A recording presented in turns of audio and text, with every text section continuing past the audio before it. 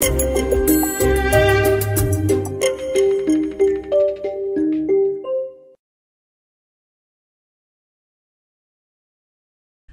z tej strony agent specjalny, witaj w kolejnym moim wywiadzie, tym razem w samochodzie, jak widzisz. I moim gościem dzisiaj jest bardzo młody, ale już bardzo, bym powiedział, biznesowo utalentowany mężczyzna, Kamil Jarząbek. Cześć, cześć wszystkim. Myślę, że sporo osób interesujących się krypto zna Kamila, zna Jarząbka, bo tak możemy powiedzieć, bo tak się nazywa kanał na YouTubie, który prowadzisz już od ilu?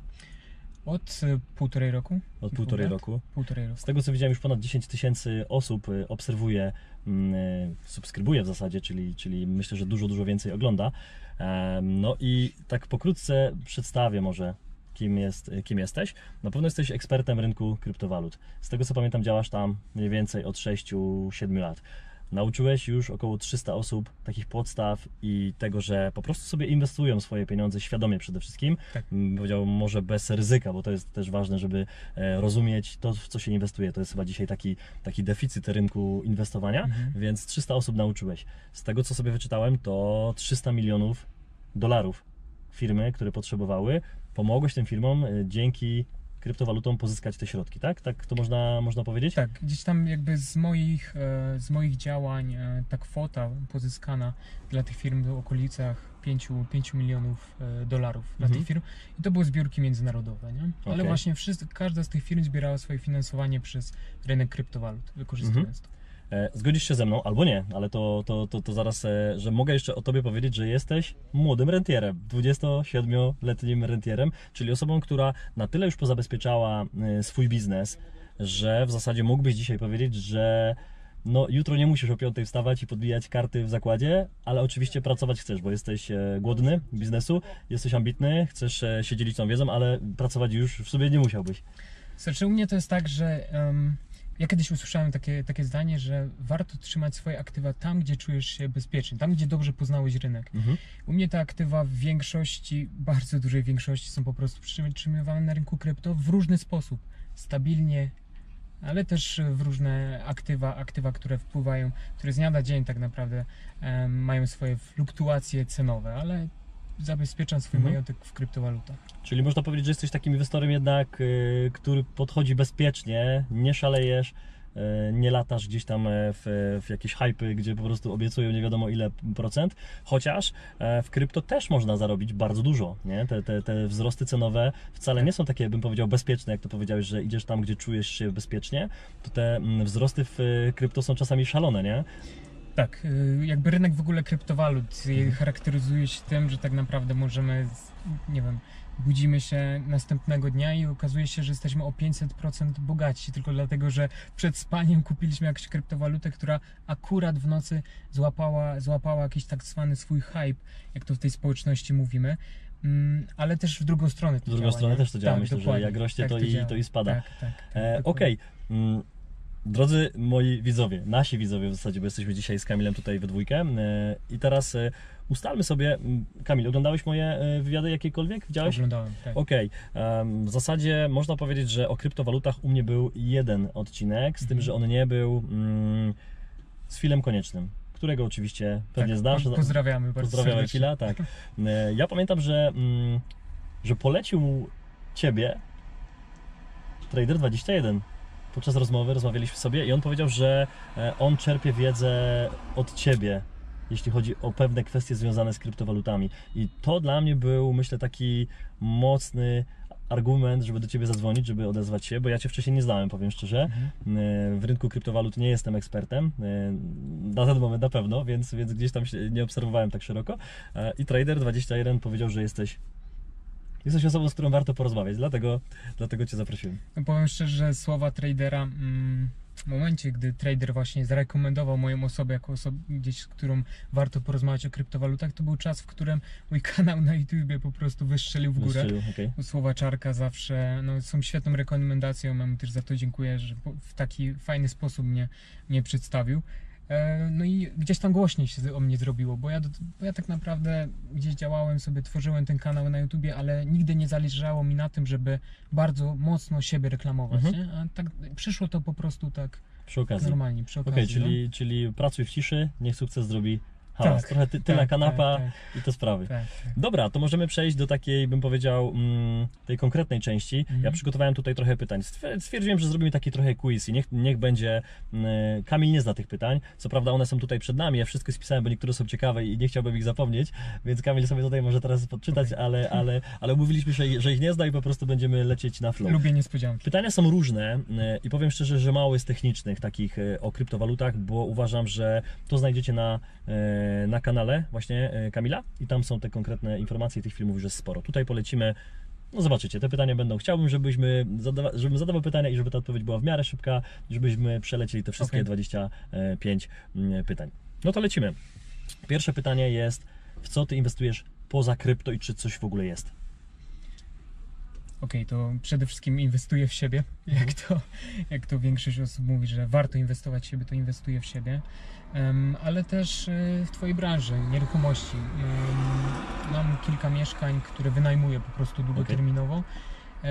Miałem kilka lat temu miałem coś takiego, że chciałem się naprawdę mocniej zaangażować w ten rynek nieruchomości, ale jednak kryptowaluty dalej mnie tak gdzieś tutaj pochłaniają, że nie mam jeszcze takiej wolnej chwili, żeby faktycznie usiąść i rozplanować sobie to biznesowo. Więc wynajmuję mieszkania, które pasywnie dla mnie gdzieś tam pracują.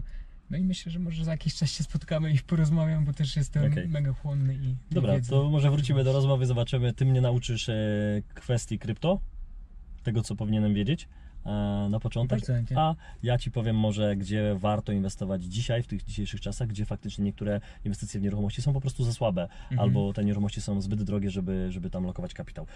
Dobra, a gdybyś miał procentowo określić, ile inwestycji jest właśnie w krypto Twoich środków, a ile inwestujesz w nieruchomości, a ile jeszcze może zostawiasz sobie gdzieś tam z boku?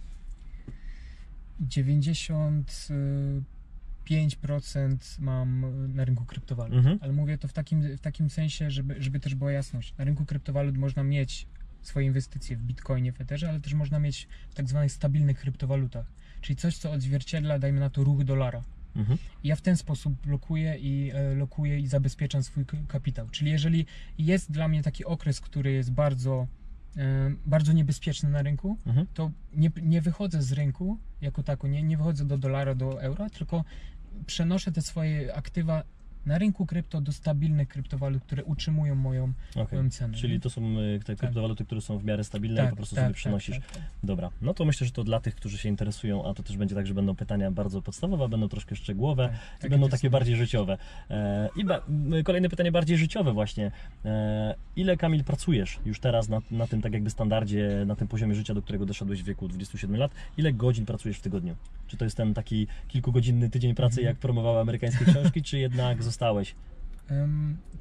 Ciężko mi to określić. Ciężko mi to określić, dlatego że ja w większości przypadków, gdy nawet przeglądam Twittera, poszukując jakichś nowych inwestycji lub różne fora internetu, to nie czuję się, że pracuję, nie? Czyli to jest taka, bym powiedział, odpoczywasz trochę, pijesz kawę, klikasz sobie gdzieś? Tak. Dla mnie na przykład, wiesz, to jest takie normalne, że czekając gdzieś, dajmy na to, dzisiaj czekałem do dentysty i miałem tam 15 minut, to w tym czasie, wiesz, już przeglądałem na przykład i analizowałem sobie dany projekt, daną kryptowalutę, w którym gdzieś tam myślę o tym, żeby zainwestować, nie? Więc naprawdę ciężko mi określić to, ile pracuję, no ale myślę, że to tak średnio, nie wiem, 8-9 godzin dziennie. 8-9 godzin dziennie. Jeżeli miałbym liczyć wszystko, nie? Czyli taki, można powiedzieć, normalny etat. Tak. Okej. Nie ma, widzicie, czerwonego, złotego przycisku, który trzeba nacisnąć i jest hajs. Dobra, lecimy dalej. Kamil, powiedz mi tak, czy pracując, właśnie inwestując, można powiedzieć, że inwestując, no bo ciężko powiedzieć, że grasz na kryptowalutach, uważam, że to chyba są inwestycje jednak, jak na giełdzie, czy ty robisz to sam? Ty jesteś jako twarz, ale czy ty masz swoje osoby, swoich doradców, może jakieś osoby, które analizują twoje rynki? Jak wygląda twój zespół, jakby twojej firmy? Powiem tak, w tym momencie współpracuję sobie z takimi osobami, z takimi wolnymi strzelcami, czyli nie ma takiej jakby zapisanej, konkretnej współpracy między nami, ale to działa na takiej zasadzie, że wymieniamy się ciekawymi spostrzeżeniami. Czyli jeżeli dana osoba widzi, że coś ciekawego się dzieje na rynku, dzieli się ze mną, a ja mu daję coś innego, coś co ja zauważyłem. Czyli taka współpraca? Tak, taka współpraca, w której nigdy nie podpisaliśmy tak naprawdę. Ale działa to dobrze, bo na tym rynku kryptowalut jest bardzo dużo takich osób właśnie, które cenią sobie wolność, nie? Na takiej zasadzie, że nie musisz z kimś podpisać umowę, żeby z kimś współpracować po prostu przez rok, 1,5, 2 lata i mieć z tego korzyść. Nie? Więc u mnie to tak działa. Jeżeli miałbym powiedzieć z takimi osobami, którym na co dzień utrzymuję kontakt, wymieniamy się, to jest około 15 osób. 15 osób. Okej, to też myślę ważna informacja, że samemu ciężko czasami zbudować, bo to jest tak ogromny rynek i też rynek związany w zasadzie z całym światem, tak? No bo się mówi, że są kryptowaluty, które wychodzą z Azji, są jakieś ciekawe pomysły Dokładnie. związane z jakimiś technologiami, no bo często za tymi kryptowalutami takimi no śmiesznymi nie stoi nic, a są naprawdę ciekawe pomysły, do tego pewnie też jeszcze wrócimy. Dobra, no to lećmy dalej. Oczywiście do Ciebie należy ta decyzja, czy odpowiesz na to pytanie, ale na jakiej transakcji, nie musimy mówić o kwotach, ale na jakiej transakcji lub kiedy to było, zarobiłeś najwięcej lub byłeś najbardziej zadowolony z tej decyzji? Moją koronną inwestycją jest inwestycja w Ethereum, w które wchodziłem po złotówkę, 1 zł. 1 zł. Tak, Okay. a w 2017 roku Ethereum dobiło do $1400. Dla widzów, którzy się nie interesują, ile dzisiaj kosztuje Ethereum? Ethereum w tym momencie kosztuje $345. Okej, ty kupowałeś za złotówkę. Za złotówkę, no. Okej, to jest ten twój taki, bym powiedział, złoty strzał. Tak, to jest złoty strzał, ale nie dlatego, że z jednej strony te duże zyski, te duże procentowe zyski, to na pewno, ale z drugiej strony czuję się, że zainwestowałem w coś, co zmieniło ten rynek kryptowalut i zmieni jeszcze prawdopodobnie przez następne lata, bo Ethereum w tym momencie jest kryptowalutą, która staje się według mnie bardziej użyteczna niż Bitcoin powoli, nie? Bo jest infrastrukturą, na której możemy zapisać przeróżne programy. Bitcoin służy tylko do, można powiedzieć, do wysłania drugiej osoby pieniędzy, płatności, nie? tak. Płatności. A Ethereum jest takim, można powiedzieć, tak jak to często porównuję, z takim zdecentralizowanym internetem, na którym możemy budować wszystko i teraz się tam tworzy całkowicie nowy system finansowy i to jest dla mnie taki duży sukces, że wtedy to był 2015, 2014, 2015, że wtedy już jakby poczułem, że to Ethereum może być czymś naprawdę dużym na tym rynku. Nie? To jest taki mój największy sukces. Czyli myślę, że można powiedzieć, że ten Ethereum. A powiedz mi, czy w zasadzie to było jedno z pytań, które miałem w głowie, nie zapisałem go, ale to, że masz na swoim samochodzie, jak dobrze pamiętam, tak? Masz rejestrację związaną z Ethereum, no to nie przypadek, tak? Sobie po prostu żeby przypominać sobie, tak? Tak, dokładnie. Historia z samochodem też jest bardzo zagmatwana i dość długa. I samochód w pewnym sensie stał się ofiarą zeszłorocznej powodzi w Katowicach, ale to nie chciałbym w to wchodzić. Okej, to zostawiamy to może na... Ciężkie przeżycia. Ciężkie przeżycia. Dobra, Kamil, osoba na takim poziomie finansowym, ja nie wiem ile ty masz pieniędzy, ale świadomość na pewno masz dużą. Działając na tym rynku, w ogóle będąc osobą, która, no powiedzmy sobie szczerze, w Polsce wystarczy mieć 7 000 miesięcznie, żeby być uznany za osobę majętną, tak, według statystyk. Ile ty potrzebujesz pieniędzy miesięcznie na życie? Czy żyjesz ponad stan? Czujesz, że wydajesz normalnie i zmieniło się to jakoś bardzo? Czy nie masz tak jakby do siebie takich mentalnych pretensji, że wydaje więcej? Czy po prostu czasami sobie pozwalasz na coś więcej? Jakbyś ocenił? Czy uznajesz, że jesteś zadowolony z tego, że się nie zmieniłeś? To jest ciekawe pytanie. W ogóle lekko mnie zaskoczyłeś tym pytaniem. Mało, tak naprawdę gdzieś tam moi znajomi, tylko jakieś bliżsi mnie o to pytają, albo właśnie na to zwracają uwagę. Bo mój poziom życia tak naprawdę się nie zmienił za bardzo, nie? Chodzi mi o to, że ja nie czuję takiej potrzeby, żeby dzisiaj wyjść do jakiegoś firmowego sklepu, kupić od stóp do głów, ubrać się za kilka tysięcy złotych, bo jakby to nie jest to, po co ja to robię, nie?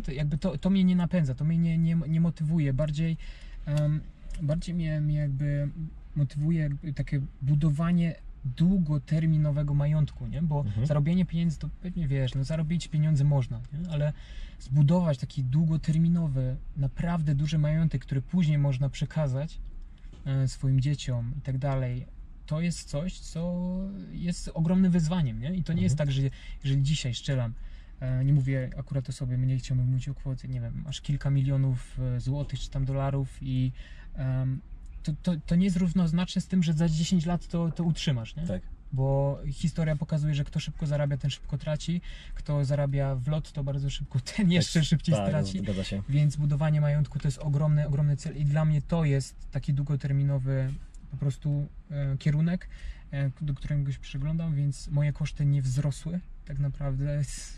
No, Czyli po prostu nie zmieniło się Nie zmieniło się za bardzo wiele. nic. Mhm. Nie Okej. zmieniło się nic. Ja czuję się bezpieczny po prostu. To jest, myślę, taki chyba dobra odpowiedź na pytanie, jakie jest twoje dlaczego, nie, w zarabianiu pieniędzy, bo to jest często pytanie, które zostaje przy wielu osobach zarabiających jakieś większe pieniądze, zostaje bez odpowiedzi lub ta odpowiedź jest taka nieprawdziwa, nie? Że oni nie za bardzo wiedzą, po co Tak, zarabiają tak, te tak, pieniądze, tak. po co zarobili swoje pierwsze 10 i więcej tysięcy miesięcznie, kiedy zarabiali na początku 2-3, więc myślę, że to zostawiamy. Idziemy dalej. Powiedz mi, Kamil, jakie marzenia w ostatnich 3 latach spełniłeś dzięki temu, że po prostu jesteś bardziej wolny? Moim marzeniem, które zawsze sobie gdzieś tam wizualizowałem, wyobrażałem, no to było po prostu wyjechanie na surfing. Chciałem się zawsze nauczyć po prostu surfować. I to nie jest marzenie, które wymagało ode mnie, zarobienia naprawdę dużych pieniędzy. To jest marzenie, na które mogłem sobie nawet pozwolić z takim niższym budżetem, ale to było marzenie na takiej zasadzie, że jeżeli poczułem, że jakby moment, w którym wiedziałem, że chcę to zrealizować, to był moment, w którym już poczułem się w jakiś sposób też spełniony, biznesowo, finansowo, i to był taki cel do odhaczenia i wiedziałem, że potem znowu nastąpi po prostu taki moment, w którym będę mógł patrzeć na kolejne rzeczy, więc na pewno ten surfing. A gdzie to było? W Portugalii. Okay. W Portugalii to było, no. Nowy Jork też bardzo zawsze chciałem zobaczyć, no i udało się zobaczyć.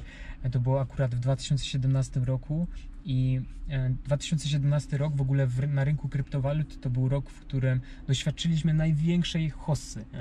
To był rok, w którym od marca do grudnia tak naprawdę wszystko wzrastało. Była taka przerwa w wakacje i ta przerwa była bardzo drastyczna, bardzo szybka, czyli z tych wzrostów bardzo szybko spadliśmy w dół, no i później była taka nuda i wtedy powiedziałem sobie, że warto polecieć do tego Nowego Jorku i tam jest ten byk taki słynny przy łońcu, tak. Pogłaskać go i wiesz, wywróżyć hossę jeszcze, żeby nam przyszła, i tak naprawdę do 2 miesięcy doświadczyliśmy jeszcze większego przyspieszenia na rynku krypto.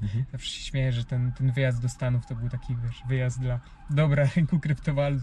Pogłaskałem byka i było dobrze, nie? Więc takie to są typowo marzenia związane z takimi podróżami, z podróżami, z jakimś doświadczeniem w danym miejscu, nie? Okej. Myślę, że to jest fajne, ale to są też takie przyziemne rzeczy. To nie było tak, że chciałeś sobie po prostu kupić, nie wiem, spodnie za $5000, tak? Kupić sobie samochód za $500,000, strzelam, tak? Jakieś takie po prostu, chciałeś po prostu pojechać, doświadczyć czegoś, czyli bardziej zobaczyć, doświadczyć niż posiadać. I to też chyba gdzieś, my się znamy 20 minut i już tej rozmowy trochę mi się buduje obraz właśnie Ciebie, gdzie bardziej wartością dla Ciebie są doświadczenia, chyba relacje, niż trwałe rzeczy takie do kupienia i do postawienia na półkę, żeby się chwalić, albo ciuchy jakieś po prostu bardzo drogie. Dobra, to lecimy dalej, dobrze idzie. Powiedz mi, takie najbliższe 5 lat, no bo jesteś w takim momencie życia i jakie masz takie cele długoterminowe, bym powiedział? No te 5 lat może nie jest długoterminowe, ale załóżmy, że te 5 lat najbliższych, takie najważniejsze dla Ciebie. Nie będę ukierunkowywał tego, żeby Ci nic nie podpowiadać. Dla Ciebie co jest najważniejsze na te 5 lat, dla Twojego całego życia? Jeżeli chodzi o takie biznesowe spełnienie i takie spełnienie mojej marki osobistej, to chciałbym się stać bardziej światowy. Światowy? Tak. Co masz na myśli? Chodzi mi o to, że tak jak w tym momencie powoli w Polsce czuję się, że idę w dobrym kierunku, jestem rozpoznawalny, jeżeli chodzi o rynek kryptowalut, to ten rynek kryptowalut, jeżeli chodzi o cały świat, czyli Ameryka, Azja i tak dalej, to jest całkowicie inny poziom, nie? I tam też trzeba się przebić odpowiednimi kanałami.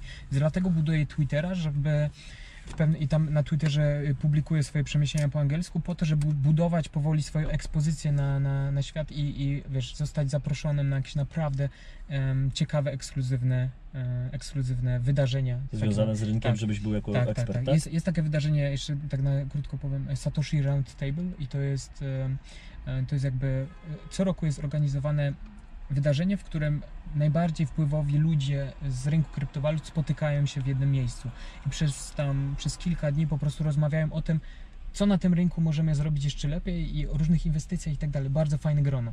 I chciałbym tam kiedyś zostać zaproszony, nie? I to jest taki... No to tego ci życzę. To jest te budowanie właśnie tej marki na świat, wychodzenie.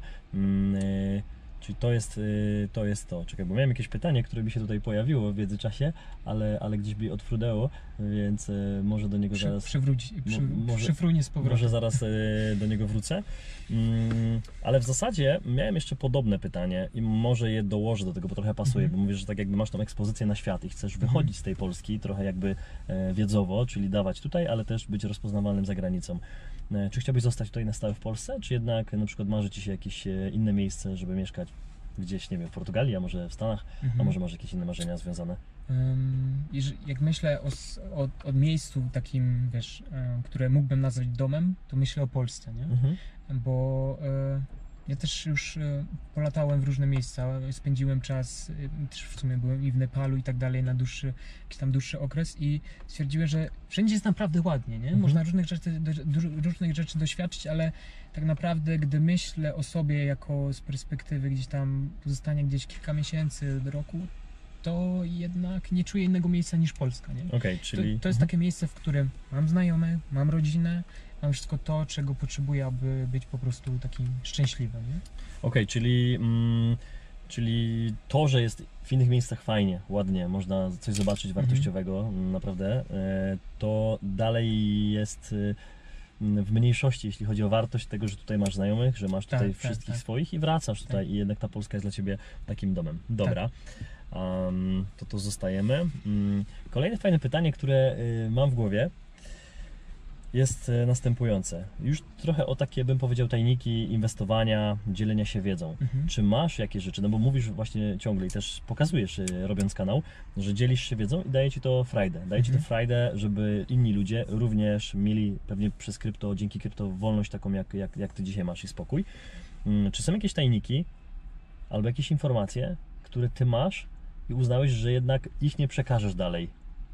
Czy nie ma takiej granicy, że coś zostawiasz dla siebie, bo się tego nauczyłeś i nie wiem, wymagało to jakiejś pracy albo po prostu zupełnie czegoś więcej i chcesz to zostawić dla siebie, czy nie ma takiej rzeczy?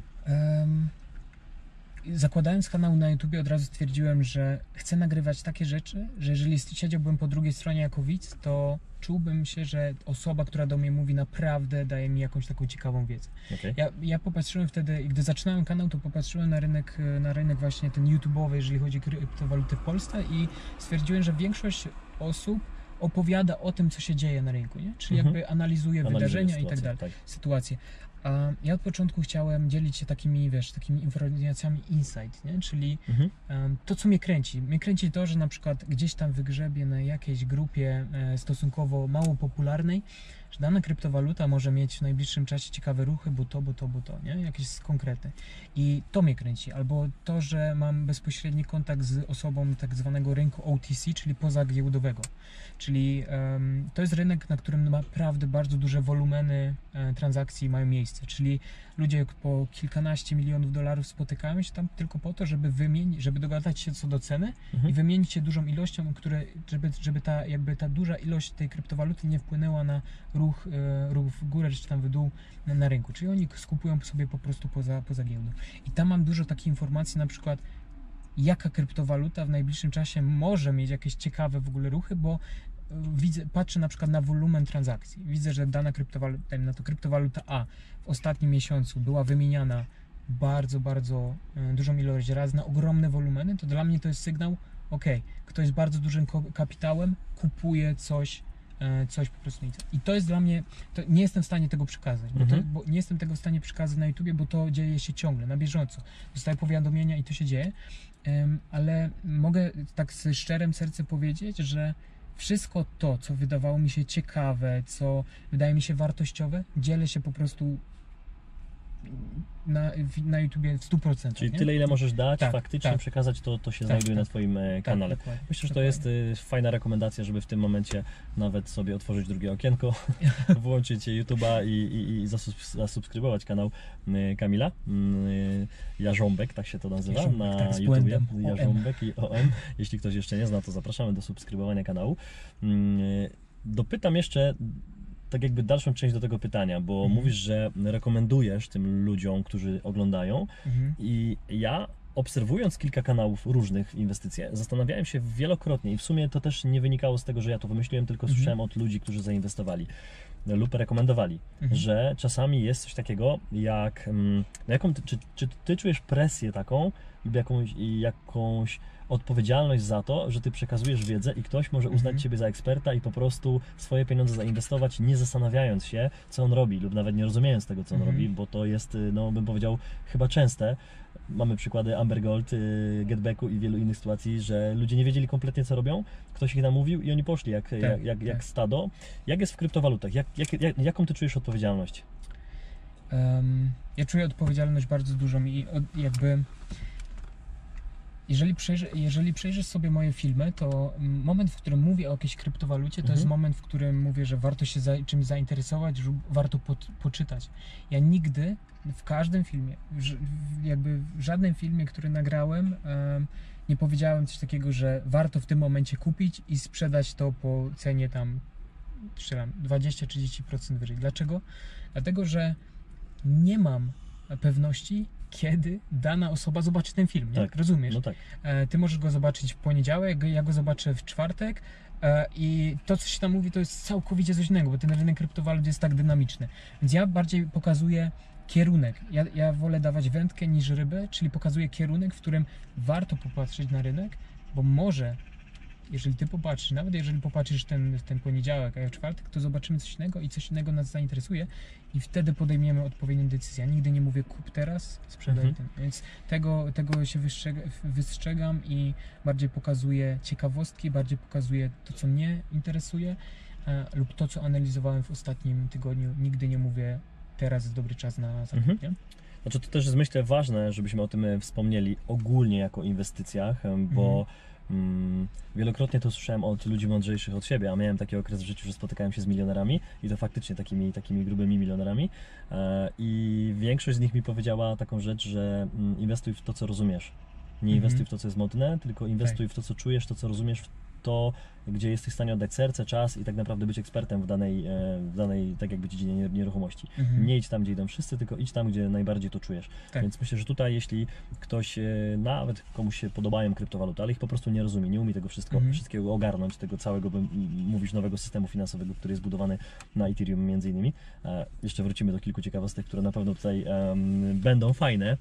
No to chyba nie warto wchodzić w coś, czego po prostu się nie rozumie. Albo zainwestować przy pomocy na przykład Kamila lub innych osób w jakieś w miarę bezpieczne tematy i samemu tego nie robić, tylko poprosić o pomoc, żeby tych pieniędzy nie stracić. Ja uważam, że to bezpieczeństwo, że wcale nie jest niczym złym, żeby powiedzieć, że czegoś się nie rozumie. Tak, jak najbardziej. Przede wszystkim wiesz, to jest taki rynek, który przyciąga ludzi, którzy chcą szybko zarobić, nie? No bo słyszeliśmy o tym, że Bitcoin zrósł tam z kilku centów do $20,000, nie? Więc w ogóle są za wzrosty niesamowite. No to sprzątaczka, taksówkarz i wszyscy po kolei, którzy nigdy nawet nie myśleli, żeby cokolwiek inwestować, nagle mówią, no tak oczywiście mówimy żartem pół serio, ale generalnie nagle się okazywało, że wszyscy o tym rozmawiali. Nawet Czarek powiedział coś takiego, że w 2017 wrócił właśnie do Polski i wszedł do Ubera, czy tam do taksówki i pierwsze co usłyszał to, czy warto inwestować w Bitcoina, że się nad tym, wiesz, osoby zastanawiają, więc to powiedzenie o tym, że jak twój taksówkarz mówi ci, pyta o inwestycje, to uciekaj, ma coś jednak, wiesz, jest coś w tym, nie? Że tak faktycznie działa, ale ja chcę powiedzieć o tym, że jest tak dużo takich prostych poradników, nawet gdy logujemy się na jakiekolwiek giełdy, to tam są specjalne działy takie szkoleniowe, samouczki do tego, czym jest Bitcoin, czym jest Ether, jak to kupić, więc takie podstawy można za darmo zdobyć na platformach, do których to kupujemy, nie? Na giełdach, więc to do czego dążę i to co chcę powiedzieć to, że ta wizja tego szybkiego zysku tak przysłania po prostu obraz tego rynku tym osobom nowym, które wchodzą, że one nie szukają odpowiedzi, ale szukają od razu po prostu konkretnych inwestycji, wejdźmy szybko i chciwość, znowu chciwość wygrywa. Więc tym bardziej cieszę się, że mam Cię tutaj dzisiaj w samochodzie, że rozmawiamy i że świadomie odpowiadasz, bo myślę, że Ty, drogi oglądający nas dzisiaj, jesteś chyba też tego samego zdania, że ten młody człowiek, który ma ledwie 27 lat i wielu młodych ludzi co robi w Polsce w takim wieku. No przeważnie tak było, że kończy się studia 25, czasami 26 i większość ludzi nie wie, co ma robić tak naprawdę i ja to też przeszłem. Ja miałem 28 lat i kompletnie nie wiedziałem, w którym kierunku mam iść i wydawało mi się, że jestem jedynym człowiekiem na świecie, który ma 28 lat i nie wie kompletnie, w którym kierunku iść. Także myślę, że fajnie, że mamy tutaj Kamila, bo myślę, że też sporo osób młodych zastanawia się, co robić, jak robić. Więc to, co powiedziałeś, czyli kwestia tak jakby świadomości, bezpieczeństwa, wartości, no to są fajne rzeczy. Dobra, lecimy dalej, bo jeszcze nam trochę zostało. Kamil, czy ty w ogóle oglądasz telewizję? Znaczy, mam telewizor i co jakiś czas odpalam sobie, żeby coś tam że tak powiem, z tyłu coś do mnie mówiło, jak jestem gdzieś tam sam. Lubię po prostu, gdy coś się dzieje wokół mnie, więc odpalam sobie jakoś Czy tam, sobie tam leci? tak, eskę czy coś, muzyka Jakaś leci. muza sobie leci. Ale nie oglądam w ogóle wiadomości. Wiadomości w nie? ogóle. Czyli taka dieta niskoinformacyjna. Tak, ja jestem osobą, która... Wiesz, ja zauważyłem taki problem, że w Polsce mamy takie podejście, że każdy musi się znać na wszystkim. Nie wiem, czy się ze mną zgodzisz, tak. nie? No w każdym temacie musisz Tak. być ekspertem, potrafić się wypowiedzieć. Jak nie znasz stolicy jakiegoś państwa, to jest w towarzystwie To głupio, dziwnie, nie? Jak nie znasz jakichś podstawowych z chemii, to też, gdzie ty byłeś w gimnazjum, nie? Wyniki meczu musisz znać. Wyniki meczu, wszystko, wyborów, tak, wybory, wiesz, wszystko się polityka. musi zgadzać, tak. A ja jestem właśnie taką osobą, że jestem tak skupiony na moim rynku, na rynku kryptowalut, że mnie czasami te takie, wiesz, przyziemne rzeczy, to co się dzieje, omija. A tylko dlatego, że chcę, żeby mnie to ominęło, bo mam takie filtry. Jestem skupiony na tym i chcę być tutaj ekspertem. Nie interesuje mnie, że ktoś mi powie, że nie znam się na czymś podstawowym, bo wiem po prostu po co robię i gdzie moja energia po prostu już... Znaczy chyba lepiej być ekspertem w jednej dziedzinie, bym powiedział takim wzorowym uczniem, jak to z taką nomenklaturą szkolną, Tak. wzorowym uczniem w jednej dziedzinie niż takim trójkowym ze wszystkiego, bo tak często w szkole nas ciągnięto za uszy, żebyśmy byli dobrzy we wszystkim, z tego co pamiętam. Dokładnie. Miałeś dwóje czy trójkę z czegoś, tak? Ja też miałem. No i chciano, żebym ja miał wyżej, a Tak, mnie to nie tak, interesowało w ogóle i mówiłem Dokładnie. wprost nauczycielom, że wolałbym się rozwijać w tej dziedzinie, wolałbym grać w piłkę, wolałbym z polskiego coś napisać, ale na przykład ta fizyka czy chemia, no to mnie na przykład nie podchodziła. Jestem takim jednak umysłem trochę humanistycznym. Więc tutaj chyba się zgadzamy. Dobra, dieta niskoinformacyjna i raczej wybieranie tego, co oglądamy, a nie dawanie, wlewać sobie do głowy tego, co akurat leci. Dokładnie. No dobra, Kamil, jak uważasz, jak myślisz, to może już troszkę się pojawiło wcześniej, jak rozmawialiśmy o tych Twoich finansach, ale czy Ty uważasz się, nawet nie chodzi o to, że lepszego, ale czy Ty uważasz, że osiągnąłeś sukces finansowy porównując siebie do na przykład ze swoich rówieśników ze szkoły? Czy Ty jakoś w ogóle nagrodziłeś siebie mentalnie, doszedłeś do takiego momentu, że kurczę, byłeś dumny z siebie, że jestem w takim momencie, widzę na przykład, że ktoś tam może w szkole nawet miał świadectwo z paskiem i może nawet miał średnią 6,0 i na wszystkich olimpiadach brylował, a okazuje się, że dzisiaj ta osoba sobie po prostu nie za bardzo radzi na tym rynku i pracuje no gdzieś tam na najniższym stanowisku. Ja miałem taką sytuację, dlatego o to też pytam. Miałem taką sytuację, w której wydaje mi się, że mi ego lekko odbiło, nie? Na takiej zasadzie, że... no dobrze, na to czekałem. Czułem się... Czyli woda sodowa? Coś się działo? Nie, bardziej, że tak wewnętrznie czułem się już na tyle spełniony, że na przykład stwierdziłem, może już nie warto w ogóle nic robić. Ale czułeś się lepszy od innych, czy po prostu uznałeś, że to... Tak, w pewnym momencie czułem coś takiego, że jestem lepszy od innych, ale to był taki okres, do którego nie chciałbym nigdy wrócić, nie? Bo ja też jestem osobą wierzącą na takiej zasadzie, że na przykład, nie wiem, chodzę regularnie do kościoła, ale niekoniecznie po to, żeby wysłuchać kazania, ale po to, żeby znaleźć takie... Kościół dla mnie na przykład jest miejscem, w którym się resetuję, nie? Jakby jestem sam ze sobą, łapią mnie przeróżne przemyślenia i to jest coś, co pomogło mi z tego stanu właśnie tej takiej poczucia tego wyższości uciec i czuję się w tym momencie bardzo dobrze, bo wydaje mi się, że już na tyle sobie poradziłem z moim ego, że ten stan do mnie raczej nie wróci. Raczej nie wróci i czuję się źle w momencie, w którym przejdzie mi przez głowę w ogóle to, że mogę porównywać się do innego człowieka z racji tego, że nie wiem, on ma mniej pieniędzy niż ja, nie? I takie rzeczy się pojawiają w momencie, w którym idzie się w kierunku, nie wiem, masz jakieś sukcesy i tak dalej, takie rzeczy się pojawiają, ale mnie to na przykład z biegiem czasu męczyło i poradziłem sobie z tym, nie? Więc to jest gdzieś taka walka ze swoim własnym ego, nie? Tak mi się wydaje.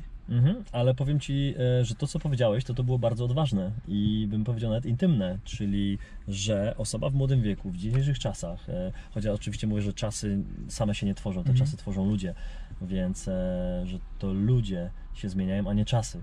No bo czasy bez ludzi no nie będzie nic, tak. nie będzie żadnych trendów, więc w tych dzisiejszych czasach, gdzie jednak ludzie kreują to, że na przykład nie chodzi się do kościoła i że mówienie o wierze jest no, czymś takim nie za bardzo popularnym. Więc to, że to powiedziałeś tutaj na wizji i to pójdzie i obejrzy to sporo ludzi, myślę, że to na pewno jest coś wartościowego. Ja jeszcze mogę, jeżeli mogę dopowiedzieć, to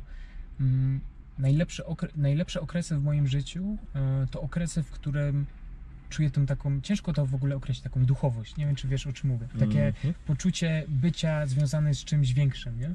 I to są najlepsze okresy, jak sobie przypominam w moim życiu, bo to oczywiście nie jest tak, że ciągle jest jednostajnie i ciągle jestem w takim stanie, ale to jest taka sinusoida, czasami spadam w dół i nie czuję tego co mnie, to ciężko w ogóle określić, nie? To ciężko określić, to takie poczucie takiego spełnienia, ale też powiązania z czymś więcej. Niektórzy mówią, że to jest Bóg, inni mówią, że to jest karma, inni mówią, że to jest energia, a ja mówię, że to jest wszystko w jednym. Znaczy generalnie temat, myślę, na kilka godzin do rozmyślań sobie na temat wiary, Kościoła. Ja jednak dzielę te dwie rzeczy, Kościół i wiara. Mam coś takiego, że że nie łączę tego, bo gdzieś tam miałem kilka takich doświadczeń, gdzie widziałem, że uznałem, że mogę po prostu wierzyć, niekoniecznie uczestniczyć w tych mszach, które po prostu są moim zdaniem odklepywane i tak dalej. Ale tu mówię, temat jest bardzo indywidualny, więc też myślę, że możemy sobie troszkę rzucić naszych przemyśleń. Aczkolwiek to, co powiedziałeś, tak jak mówię, bardzo intymne i myślę dzisiaj niepopularne, dlatego tym bardziej cieszę się, że o tym wspomniałeś. Kamil, a to też jest temat taki na pewno prywatny, jak ze znajomymi, których miałeś, no jednak w szkole średniej, na studiach, nie wiem czy byłeś, jeśli tak, to miałeś znajomych, no i ci znajomi wiedzą, na jakim byłeś poziomie, tak? Na pewno finansowym, że doszedłeś i masz jakiś sukces. Jesteś rozpoznawalny coraz bardziej. Czy oni się zmienili, zachowanie w stosunku do Ciebie jakoś się zmieniło, czy nie? Zauważyłeś na przykład, że ktoś był zazdrosny, ktoś urwał kontakt, czy wręcz przeciwnie, oni chcieli bardziej z Tobą być, bo Ty coś więcej masz. Jak to wyglądało? Powiem szczerze, że nie zauważyłem tego. Raczej to jest na takiej zasadzie, że jeżeli idziesz w jakimś kierunku i ten kierunek nie jest zbieżny z tym, w którym na przykład Twoi znajomi idą, to naturalnie po prostu gdzieś tam się oddalacie. Ale w moim przypadku na przykład to nie znaczyło, że my się od siebie odsunęliśmy, że nie utrzymujemy kontaktu, tylko ten kontakt jest teraz dużo mniejszy, ale jak się spotykamy, jest tak jakby nic się nie zmieniło. Czyli nie ma jakiegoś takiego poziomu, że ktoś jest wyżej, że ktoś się czuje gorzej, czyli... Nie ma. Ja też jakby wydaje mi się, że ja bardzo lubię wracać do jakichś starych, właśnie spotykać się ze starymi znajomymi i rozmawiać tak jakby się nie zmienili, tak jakby po prostu, wiesz, było jak dawniej. Nie? Znaczy myślę, że to, co Ty mówiłeś i to, jak Ty się zachowujesz, to, że powiedziałeś, że Tobie nie są potrzebne jakieś dodatkowe rzeczy, które pozwolą Ci się czuć lepiej, czyli jakieś ciuchy.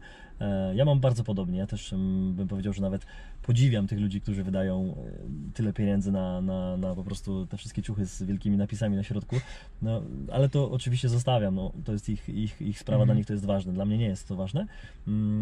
No i tyle, lubię dobre ubrania, dobrej jakości, ale na pewno nie lubię ubrań, które kosztują nie wiadomo ile i trzeba latać z logiem na czole, więc myślę, że to, że tego nie robisz też sprawia, że Ty zostałeś taki sam, jak mówisz, że byłeś kilka lat temu i Ty się nie zmieniłeś, przynajmniej jeśli chodzi o wygląd i o podejście do tych ludzi, więc... Że to taka kwestia pewnie indywidualna, niektórzy powiedzą, że się zmieniłem, inni gdzieś tam, wiesz, spotykają mnie i na mnie popatrzą gdzieś tam z boku, on już nie jest taki sam. No. Ja też się nauczyłem, że nie masz szans wszystkich zadowolić, nie? Oczywiście. No, stare powiedzenie, nie jesteś zielony dolar, żeby się wszystkim podobać i to tak będzie. Czy ktoś ostatnio ładnie powiedział, że nie jesteś pizzą, żeby każdemu smakować. Dokładnie.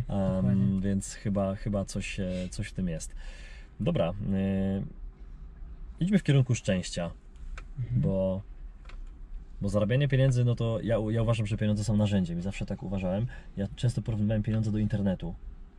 Że pieniądze to jest tak jak prąd lub internet. że one po prostu wpływają na konto, tak jak internet czy prąd wpływa, one robią jakiś efekt i wypływają drugim kablem, jakby drugą stroną. Więc dla mnie pieniądze są jakby narzędziem do życia, oczywiście, bo one są niezbędne, taki mamy świat, tak wymyśliliśmy, ale też do inwestycji, do budowania firmy. A co dla Ciebie jest szczęściem właśnie? Co najbardziej sprawia Ci szczęście? Czy to jest pójście na ryby, czy obejrzenie dobrego filmu, czy pójście na grilla, czy może czytanie, może dzielenie się wiedzą właśnie, czyli bycie takim nauczycielem trochę. Czy masz coś, co sprawia taki stan flow u Ciebie, że kurczę, totalnie odpływasz i nie wiesz, co się dzieje? Znaczy, ja mam to szczęście, jak rozmawiamy o szczęściu, tak. ja mam to szczęście, że bardzo dużo frajdy daje mi to, co robię, nie? Czyli pewnie jeżeli też jesteś w nieruchomościach, jeżeli znajdziesz jakąś fajną perełkę i tak dalej, to jest to takie, wiesz, poczucie, że no jakoś na to trafiłeś, pewnie swoimi też kontaktami, swoją wiedzą i to jest takie poczucie, które jest nagły taki przypływ fajnego szczęścia. I u mnie tak samo jest, jeżeli chodzi o wykonanie, dajmy na to, dobrej analizy, która się sprawdziła, nie? Mi to daje ogromną frajdę, czyli z jednej strony frajdę mi daje to, co robię, czyli tak naprawdę te wszystkie kwestie inwestycyjne, biznesowe, spotykanie nowych ludzi ciekawych, budowanie tej sieci kontaktów, to, że ktoś mi opowie o czymś, co on robi, to, że nagle się okazuje, że po 15-20 minutach dochodzimy do miejsca, w którym stwierdzimy, że w sumie moglibyśmy coś razem zrobić. Nie? Ta cała otoczka, którą pewnie też bardzo dobrze znasz, to jedna. Z drugiej strony podróże też w różne miejsca, ale coraz częściej doświadczam takiego naprawdę szczęścia w prostych, takiej życie chwilą, nie? Że stajesz i wiesz, że jest po prostu wszystko okej, że jest dobrze, nie? Że jest dobrze. I to jest według mnie połączone u mnie, jakby w moim przypadku to tak zauważyłem, że moment, jak mówiłem o tej duchowości, o tym poczuciu takim, to moment, w którym jestem na tej górze, to jest moment, w którym bardzo często doświadczam takich zwykłych, po prostu fajnych chwil. Nie? Czyli z takich prostych rzeczy jednak? Tak, radość. Tak. Lubię pójść na sushi, bardzo dobre. To akurat mój dobry kumpel Bartek otworzył tutaj sushi w Katowicach, Sushi King, także Sushi polecam. Chłopaki z Rybnika. Z Rybnika, tak, bo ty jesteś z Rybnika. Okolice Rybnika. Okolice, no to dobra, to znasz z Rybnika, a oni już są w Katowicach. Nie wiem, czy wiesz, od dosłownie może 2 tygodni? O, widzisz, to Bartuś, ja się zgłoszę, wiesz, relokowanie produktu. Fakturę wystawimy. To musimy zamówić, to musimy nie ma restauracji, z tego co wiem, jest tylko na dowóz albo na odbiór osobisty, ale jest genialne. Ja uwielbiam ich właśnie w Rybniku, więc jak do Katowic spadli, to z chęcią skorzystam. Były po prostu klienci dzwonili, bo musieli dojeżdżać do Rybnika i to się rozniosło. No i mają tutaj od, nie wiem, 2-3 tygodni dosłownie. Super. Także dobra, ale to my sobie porozmawiamy poza wizją o tym sushi. Fajnie, tutaj doszliśmy do sushi. Kamil, gdybyś mógł jedną rzecz zmienić, powiedz mi, czy w ogóle jest, żeby na siłę to też nie było, jedna rzecz, którą mógłbyś zmienić, albo coś, co się wydarzyło w życiu i czy mógłbyś to zmienić? Coś, co było historią? Nie, nic bym nie zmienił. Dobra. Mogę dodać jeszcze komentarz? Jasne, dawaj.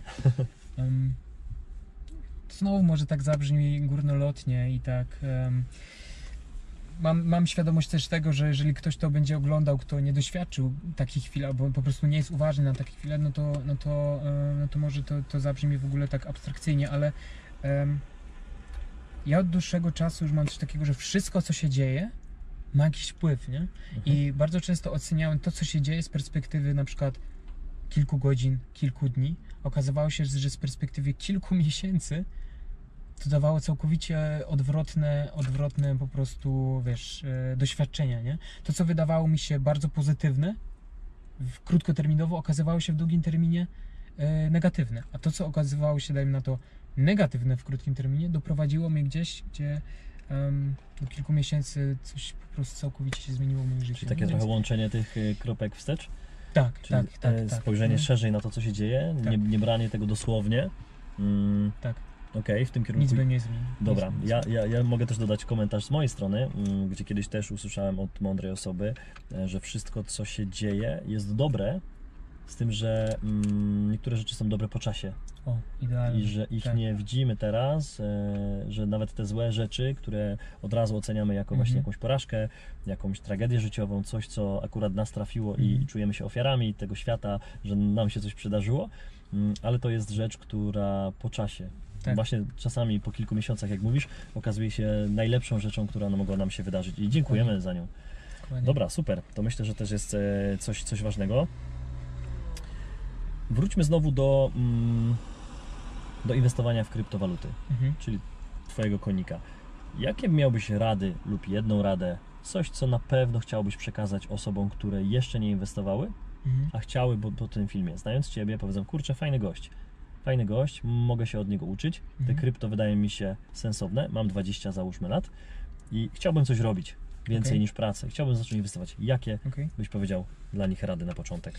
Przede wszystkim nie przechodzenie w skrajności, czyli jeżeli to, że zaczynasz inwestować w kryptowaluty, to nie znaczy, że musisz porzucić studia, porzucić pracę na bok i skupić się tylko na kryptowalutach, bo na przykład moja przygoda pokazuje, że prawdziwe zyski na rynku kryptowalut, takie zyski zmieniające życie, przychodzą z czasem, nie? I ja na przykład nie opowiadam o tym, że od momentu, gdy zainwestowałem w Ethereum, to ja przez 2,5 roku w ogóle czekałem, aż to Ethereum wejdzie na rynek i przez 2 lata miałem taką świadomość, że w sumie pieniądze, które zainwestowałem, mogą całkowicie zniknąć, że nigdy nic z tego nie będzie. I często spotykam się z tym, że ktoś do mnie przychodzi i chciałby inwestować, jest to młoda osoba, zyski muszą być bardzo szybko, nie? Jakby Tak, wszyscy są tu i tacy teraz, tu i niecierpliwi teraz. bardzo, nie? Tak, ktoś ocenia moją historię, że tam Ethereum ze złotówki do 150, do $1500, $1400, ale to jest wszystko fajnie się opowiada, to jest chwytliwa historia, tylko za tym stoi czas, nie? Za tym stoi cierpliwość, czas, więc przede wszystkim cierpliwość, czas, ale też zrozumienie to, w co się inwestuje, bo to jest taki banał, czyli żeby zrozumieć to, co inwestujesz, ale niezwykle ważne jest to na tym rynku, bo na tym rynku czyha ogromna ilość problemów, ogromna ilość pułapek. Okej, czyli podsumowując, pierwsza rzecz to zrozumienie w to, co się inwestuje, druga rzecz danie sobie czasu i w zasadzie to się łączy z tą cierpliwością, brakiem chciwości. No, brak chciwości bo to jest takie... też się łatwo mówi, ale to jest po prostu każdego dnia, nie? Ja nawet tych małych chciwości to doświadczam każdego dnia.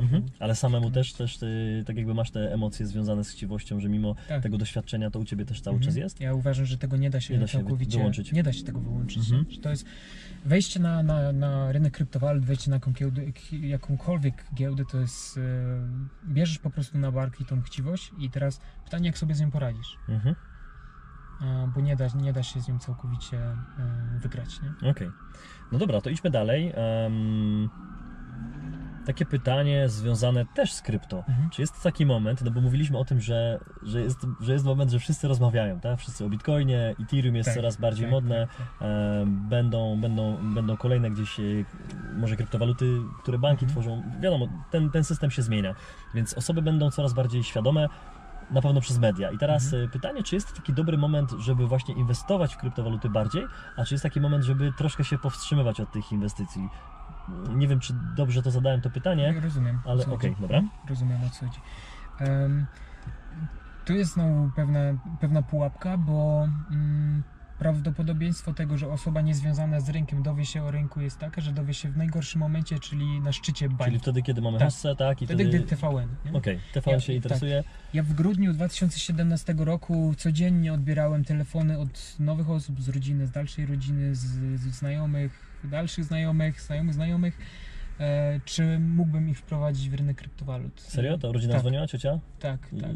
Ale co obejrzeli? Skąd mieli informacje? O tym było tak głośno. Zaczęły się pojawiać historie sukcesu, że ktoś tam inwestował kilka miesięcy wcześniej, teraz ma więcej. I w TVN-ie zaczęli mówić, w różnych mediach o tym, że to tak rosło. Były takie artykuły na zasadzie wszyscy zarabiają, tylko nie ty. Aha, czyli po prostu na Facebooku informacja, że Lewandowski zainwestował, kupił dom na Mazurach za gotówkę, tak, za 5 milionów euro i czemu Ciebie tutaj jeszcze nie ma. Tak. I moment, w którym warto według mnie inwestować w rynek kryptowalut, to jest moment, w którym może nie, że są bardzo brutalne spadki, ale jest moment nudy. Ja uważam, że ten moment, na przykład w tym momencie przychodzi, bo byliśmy po jakichś tam wzrostach, lipiec, sierpień był bardzo dobry, teraz znowu są spadki, jest nuda, ja to widzę też po kanale, że coraz mniej obserwujących, tak, nic się takiego nie dzieje. Nie ma tak dużych wzrostów, więc widzę, że to jest znowu ten moment taki dobry na zainteresowanie się, nie? Czy tym wszystkim. I jeżeli poradzimy sobie z tym, że wejdźmy wtedy, gdy jest nuda, albo wejdźmy wtedy, gdy jest strach, to z perspektywy czasu będzie miał dużo lepiej zadowolenie. Czyli standardowo, tak jak w nieruchomościach, bardzo podobnie. Kiedy wszyscy inwestują, kiedy wszyscy mówią, że teraz jest czas na kawalerki, na flipy, na to czy na to, to ja uważam, że to już jest teraz moment, żeby właśnie iść gdzieś krok dalej, żeby budować kolejną nogę albo interesować się faktycznie czymś zupełnie innym. I zgodziłbym się, bo właśnie teraz też miałem telefon dotyczący jednej z opcji biznesowych w nieruchomości. No i mam wrażenie, że wszyscy już tam tak jakby działają, wszyscy chcą, może nie będę wchodził w szczegóły, ale generalnie wszyscy się tym interesują. To też jest takie bardzo ogólne, bo może 5-6 osób, ale dla mnie to już jest za dużo.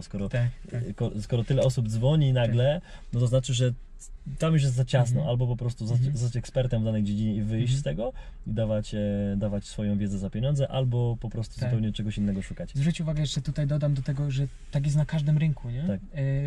W marcu, kwiecień, maj, nie wiem, czy też tak miałeś, ale nagle każdy był biznesmenem handlującym maseczkami. Tak. I nagle idealny biznes, dużo można zarobić. Tak, maseczki, płyny. A to był moment, w którym trzeba było się kieszować, nie? Kto zarobił, ten zarobił. I zawsze, nawet w takich jakichś tam cyklach właśnie jak maseczki, ten sam schemat działa. Zgadza się, tutaj mamy świetny przykład tego też, że wszyscy ludzie wtedy byli ekspertami od pandemii, od maseczek, że oni mają najlepsze maseczki, że to jest certyfikat z Chin, że to ciocia załatwiła, także wszystko było takie najlepsze, najważniejsze. Dobra, przejdźmy może do trochę innej rzeczy, a mianowicie rozwoju osobistego i do książek. Jaka książka na Ciebie wywarła największe wrażenie i jest dla Ciebie największą wartością w życiu, którą przeczytałeś i po prostu pamiętasz, że mógłbyś ją śmiało polecić każdemu? Niekoniecznie związana z krypto. W moim przypadku bardzo wcześnie przeczytałem T. Harv Ekera, Bogaty, biedny, po prostu różni mentalnie. Tak. No, ona jest bardzo taka specyficzna, amerykańska, amerykańska, z amerykańską energią, ale to była jakby książka, która mi uświadomiła, że to podejście, jakby są takie schematy ludzi bogatych, do których się można dostosować, nie? Jakby, że to jest jakiś schemat. Że to nie jest tak, że wynika to ze szczęścia, to bogactwo, czy inna sytuacja, tylko jednak... No, dokładnie. Kod Szczęścia, nie pamiętam autora, ale też Kod Szczęścia. Też ją mam przed oczami, ale nie pamiętam. Ona właśnie mówi o tym, że szczęście, że nie ma czegoś takiego jak bycie pechowcem, czy kimś szczęśliwcem, nie? Że tak powiem, tylko szczęście to jest... suma prób, czyli im więcej tych prób masz, tym bardziej jesteś szczęściarzem, nie? I to jest pokazane na różnych przykładach. Na przykład jest tam przykład w tej książce osoby, która wygrała w lotto 2 razy i wszyscy mogą popatrzeć na to z boku i powiedzieć: niesamowita szczęściara, nie? A się okazuje, że ta pani codziennie wysyłała po 20-30 losów, nie? Czyli znowu nikt nie widzi wisienka na torcie, to widzimy, a jaka tam jest praca. Albo jest też fajny przykład, jest też gość, który stworzył jedną z takich najciekawszych, największych sieci kontaktów, dzięki którym później miał powiązania do różnych firm i tak dalej, czyli nawiązywał kontakty. I wszyscy mówią: no, niesamowity szczęściarz, bo poznał jakiegoś tam prezesa właśnie Amazona i tak dalej, jakichś tak dużych korporacji. Niesamowity szczęściarz, a okazuje się, że to jest facet, który gdziekolwiek stał, w pociągu, w kolejka do kasy, zagadywał do nieznajomych. Zagadywał do ludzi, Zagadywał, po prostu. Nie? I to, co wydaje się dla nas takie abstrakcyjne, takie proste, takie, wiesz, żeby zagadać do kogoś, okazuje się, że facet stworzył dzięki temu niesamowitą wartość. Nie? To znowu jest przykład, że po prostu nagradzane jest działanie, nagradzane finansowo, nagradzane bym powiedział wartościowo. Jeśli szukasz czegoś w życiu i sobie testujesz różne rzeczy, no to dojdziesz do odpowiedzi na te Twoje pytania związane, czy to właśnie z wiarą, czy z tym, co jest dla Ciebie szczęściem, bo często na pytanie, co jest dla Ciebie wartością, najważniejszą szczęściem, do czego Ty dążysz, to ludzie nie potrafią na to odpowiedzieć, no bo w zasadzie tego nie sprawdzali. Bo niektórzy mówią, że pieniądze, to zarób te duże pieniądze dla Ciebie, duże, jakie to są, czy to jest 10, czy 50, czy 100 tysięcy miesięcznie i sprawdź wtedy, czy będziesz szczęśliwy. Dokładnie. No. Nie? Są czasami takie piosenki, akurat nie słucham za często, ale hip-hopowe czasami kawałki mają świetne przekazy i w jednym z nich, nie pamiętam dokładnie którym, to był chyba Zeus i on tam pisał właśnie, czy na pewno chcesz stać gdzieś tam w apartamencie na ostatnim piętrze i z samego rana już w szpilkach pić szampana i czy to faktycznie jest to, do czego Ty dążysz. I warto sobie zadać pytanie, bo mając miliony dolarów, można sobie kupić taki apartamentowiec, Dokładnie. tylko będąc tam samemu, czy to faktycznie jest to, do czego się dąży, nie? Tak. To jest bardzo ważne, to co powiedziałeś, bo szczęścia nie znajdzie się w pieniądzach, nie? To jest tak, jak powiedziałem. I dla mnie to jest narzędzie, to jest medium, nie? Pieniądze są jak media. Ja to traktuję, jak bym powiedział, rachunek. Ja muszę zapłacić za pieniądze, tak jak za internet, za prąd, bo one ileś kosztują. Tak. Wyprodukowanie tych pieniędzy, czy przyciągnięcie do mnie tych pieniędzy ileś kosztuje, ja potem mogę je zamienić, czy gdzieś je puścić w ruch, żeby one znowu działały. Okej, co my tu mamy jeszcze? Finiszujemy, ale myślę, że ciekawe pytanie, które nie wiem, czy kiedykolwiek usłyszałeś, czy ty w ogóle planujesz kiedykolwiek skeszować i pozbyć się wszystkich kryptowalut? Czy nie myślałeś nigdy o tym? Czy w ogóle... Dobre pytanie. No właśnie. Dobre pytanie.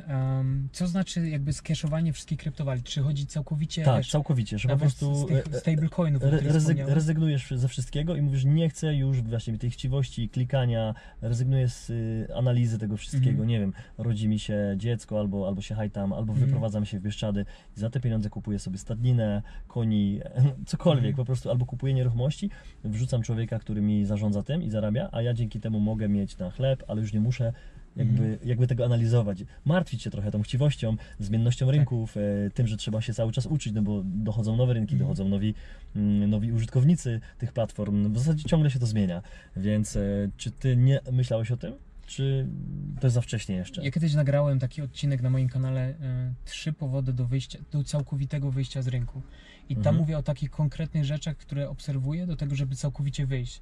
I to są bardziej rzeczy, na które nie mam wpływu, czyli upadek jednej z największych giełd kryptowalut, bo jestem przekonany, że jeżeli ta giełda upadnie, no to rynek na 3 lata po prostu siądzie. Ja nie chcę być wtedy częścią tego rynku, nie chcę tego shortować, ja chcę po prostu wyjść i ze spokojną głową wrócić i znowu zacząć analizować wtedy, kiedy jest czas. I ja nie myślę o tym, żeby, wiesz, to są takie rzeczy, które są dla mnie takim drogowskazem, żeby na przykład całkowicie zrezygnować, ale nie myślę o tym, żeby całkowicie wychodzić z rynku, dlatego że ja poczucie bezpieczeństwa znajduję też na rynku.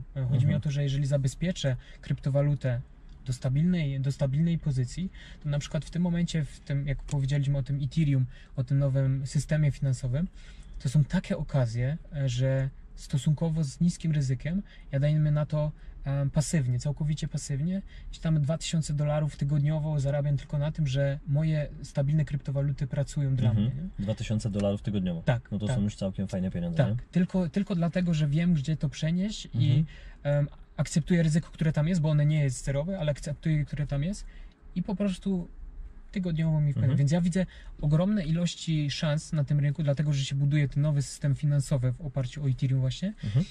I to są na tyle duże szanse, że wiem, że jeżeli miałbym wyjść teraz, całkowicie się skeszować, wyjść na rynek, na przykład wiesz, wejść w nieruchomości, to potrzebuję kilku lat, żeby w ogóle do twojego poziomu w ogóle gdzieś dojść, żeby móc tak sprawnie na tym się poruszać, nie? Znaczy ja nawet miałem na myśli co innego, czyli po prostu tak jakby uwolnienie wolności, tak bym nazwał, czyli generalnie, żeby już nie musieć nic, tak? Czyli ale ja widzę, że ci to sprawia radość po prostu, raz, że analizowanie tego wszystkiego, dwa, sprawdzanie jak wszystkie jak decyzja w Azji ma wpływ na rynek w Stanach, a jak ten rynek w Stanach nagle działa na rynek europejski, tak? Czy polski, który jest stosunkowo bardzo mały, tak? W porównaniu do tego całego świata, więc myślę, że to się cały tak jakby cały ten świat kryptowalutowy, który się kręci, jest stosunkowo jeszcze małym rynkiem. Ciebie to wszystko po prostu jeszcze interesuje i to jest wszystko takie ciekawe, że ciężko było z tego zrezygnować, no bo to są na pewno dla Ciebie takie emocje jeszcze. Dokładnie. Ja się czuję po prostu, że ten rynek jeszcze jest na tak wczesnym etapie, a moja wiedza jest już tak zaawansowana, że ja chcę dorastać z tym rynkiem, nie? Bo ja na przykład wierzę w to, że kryptowaluty staną się całkowicie nowym, szanowanym aktywem inwestycyjnym. Bo jeszcze tak nie jest. Ludzie uważają, że to jest gdzieś tam zabawa, gdzieś tam szybkie zyski tylko i wyłącznie, że to nie jest poważnie, a wszystko mi wskazuje w tym momencie na to, wejścia banków, to, że w Niemczech już można przechowywać, jakby banki mogą dla Ciebie świadczyć po prostu możliwość kupna Bitcoina czy tam Ethera, przechowywać go dla Ciebie. Wszystko wskazuje na to, że kryptowaluty staną się nowym aktywem inwestycyjnym, które będzie przeznaczone dla tej młodszej społeczności. Bo ja do tego podchodzę tak, że strzelam gdzieś za 5-10 lat ludzie gdzieś tam w moim wieku, młodzi, no może nawet starsi, nie będą myśleć o tym, żeby swoje aktywa ulokować, swoje pieniądze ulokować w rynku tradycyjnym, ale będą wybierać rynek kryptowalut jako pierwsza opcja. Dlatego ja chcę z tym wzrastać, ja chcę z tym po prostu dojrzewać. Okej, ja też myślę, że tak będzie. Na pewno ja jestem trochę młodszy, ja trochę jestem starszy od Ciebie, poleciałem marzeniami. Jestem trochę starszy od Ciebie i tak jakby właśnie patrząc, pomyślałem o Tobie, że Ty jesteś trochę młodszy i tak jakby zupełnie inaczej chyba rozumiesz to, co się dzieje, takie mam wrażenie, bo jak rozmawiam z moim rodzeństwem, które też jest młodsze, no to widzę właśnie, że różnica nawet 5 lat w dzisiejszym świecie, który tak się zmienia bardzo, jeśli chodzi o technologię, zmiany chociażby w nawykach zakupowych. Widzimy, co się stało w tym roku przecież przez raptem kilka miesięcy i zmiany, zmiany na świecie bardzo, bardzo dużo do tego jeszcze myślę wrócimy. Mam takie jedno pytanie. To gdzie tam 5 lat, nie? A gdzie 10 lat, czyli dekada, gdzie jest 20-latek, załóżmy w domu jest 10-latek, to oni się w zasadzie nie zrozumieją, a jeśli chodzi o inwestycje, to już w ogóle. Zobacz, jak to przyspiesza, nie? Tak, to jest, bym powiedział, no dość ciekawe. Nie powiem, że szalone. Ktoś kiedyś powiedział, że obyśmy w ciekawych czasach żyli. Ostatnio to opowiadam prawie w każdej rozmowie, bo żyjemy w czasach bardzo ciekawych. Nie wiem, czy o taką ciekawość tam chodziło, no właśnie, ale jest dość specyficznie. Kamil, pytanie następne. Gdybyś teraz wszystko, no nie powiem, że stracił, bo to może negatywne emocje, gdybyś nie miał nic i po prostu zaczynałbyś na rynku kryptowalut od zera, gdybyś chciał w to wchodzić, jaki byłby jeden z pierwszych ruchów? Co ty byś zrobił? Albo gdzie byś poszedł? Załóżmy, że nic nie wiesz, w sensie, no to też ciężko nic nie wiedząc coś robić, no ale załóżmy tak hipotetycznie, że jaka byłaby twoja jedna z pierwszych decyzji, jeśli chodzi o wejście w rynek kryptowalut? Zarządzanie kapitałem zewnętrznym w jakiś sposób, albo inaczej. Czyli nie masz swoich pieniędzy, tak? Chodzi o to, że zdobywasz kapitał? Tak, chodzi o to, że może nie zarządzanie kapitałem zewnętrznym, bo do tego trzeba mieć licencję i tak dalej, ale chodzi mi o to, że prawdopodobnie pożyczyłbym pieniądze po to, żeby zagrać, i to się może wydawać całkowicie, wiesz, łamie podstawowa zasada inwestycji, nie pożyczaj pieniędzy na to, żeby... swoich, tak. Ale...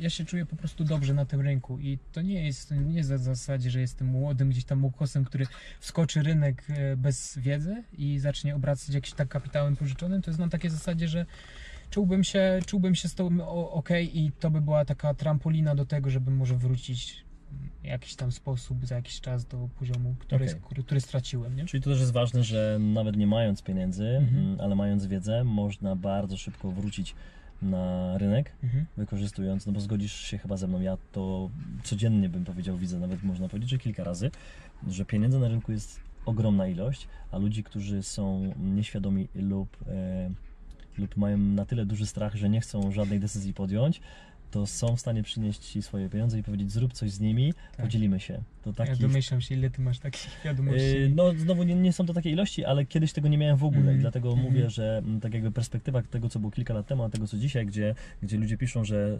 są gotowi zainwestować, tak, i wyciągnąć 200, 300, 500 tysięcy na jutro, i to są, tak bym powiedział, zwykli ludzie, no to jest dosyć ciekawe też zjawisko. Dokładnie. No. Dobra, idźmy dalej. Zahaczę o Rossmana w Łodzi. Powiedz mi, bo przeczytałem sobie o tym, to powiedz może osobom, które tego nie widziały. Jest taki sklep Rossman w Łodzi, gdzie właśnie powiedz, jaki ty miałeś tam wpływ na to i dlaczego ten sklep jest taki innowacyjny. Generalnie ja oprócz tego, że jestem na bieżąco z rynkiem, zajmuję się też doradztwem w pewnym sensie, takim marketingowym i teraz użyję nowego słowa, jestem jakby, można powiedzieć, że takim ekspertem od spraw tokenizacji. Okay. Tokenizacja polega na tym, że w pewnym sensie zamykamy wartość firmy w tokenie, w kryptowalucie i sprzedajemy. Czyli zwykły taki Kowalski z ulicy może sobie kupić tokeny? Token, czyli który w pewien sposób... Udziały w firmie? Coś mniej więcej w tym kierunku idziemy? Coś ala udział, ale to jest po prostu token, który odzwierciedla wartość firmy, którą kupujesz.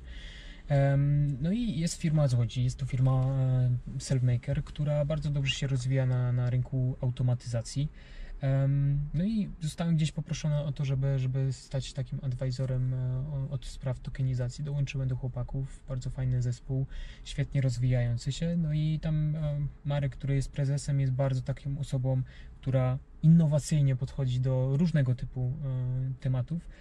I był po prostu jest otwartą, odważną osobą, która stwierdziła, ok, spróbujmy pozyskać finansowanie w taki sposób, poprzez tokenizację na prawdziwą firmę. Jest to innowacyjne, spotyka się to z niezrozumieniem, spotyka się to z też różnym hejtem, ale my chcemy pokazać, że to działa, nie? Że to można już zrobić i wszyscy nam mówią, dlaczego nie poszliście na rynek tradycyjny po finansowanie. No bo nie, bo chcemy pokazać, że można to zrobić w inny sposób, taki innowacyjny sposób. No i jakby Cellmaker, jednym z klientów Cellmakera jest Rossmann, do którego dostarcza przeróżne właśnie komponenty, produkty, które ułatwiają automatyzację takiego sklepu.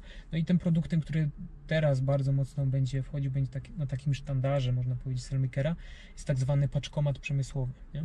Czyli jak to w nie mogę za bardzo, nie możemy mówić, powiedzieć. ale to jest tak naprawdę sklep przed sklepem, czyli możesz załatwić swoje sprawy nawet wtedy, kiedy sklep jest wyłączony, nie? To znaczy w momencie, w którym nie działa. Taki można powiedzieć, że taki paczkomat, ale dla Twoich zakupów w danym sklepie, dla artykułów przemysłowych, czyli nie wiem, bardzo często pewnie spotykać się z tym, że macie jakiś remont do robienia, musicie wejść do tego sklepu, musicie tam przejeździć koło tych wszystkich półek, zebrać to, co chcecie.